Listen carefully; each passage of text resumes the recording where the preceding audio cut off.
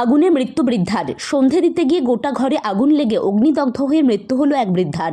ঘটনায় শোকের ছায়া পরিবার সহ এলাকায়। মৃত বৃদ্ধার নাম সুকেলি মণ্ডল, বাড়ি নদিয়ার শান্তিপুর ব্লকের দক্ষিণ চান্দ্রা এলাকায়।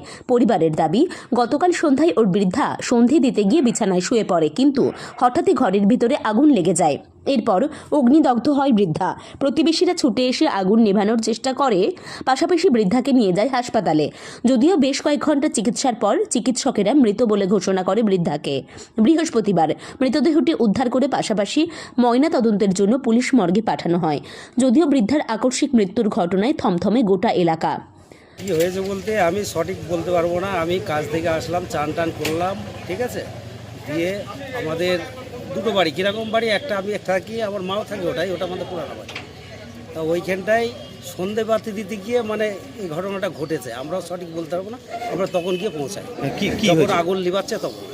আচ্ছা, হয়তো ধূপ ধুলো দিতে গিয়েছে বা হয়তো লেগে গিয়েছে ঘরে। যে মারা গেছে আপনার কে হয়? ওটা আমার মা। আচ্ছা, সারা গায়ে কি আগুন লেগে গেছিল? হ্যাঁ, আগুন কোথায় লেগেছিল? আগুন ঘরেই লেগে গিয়েছে। তারপর কি হলো? তারপরে কী হবে, ওই আগুন সবাই লিবাতে গিয়েছে, মানুষজন গিয়েছে লিবাচ্ছে। মানে ওই ওখানে পুরো বডি পুড়ে গেছে? হ্যাঁ, বডি পুড়ে গেছে। তারপর কি হাসপাতালে নিয়ে গেছিলেন? হ্যাঁ, ওই তারপর পুলিশকে ফোন করে পুলিশ আসলো, দিয়ে শান্তিপুর হসপিটালে নিয়ে আসলো। কখন মারা গেছে? 6:30।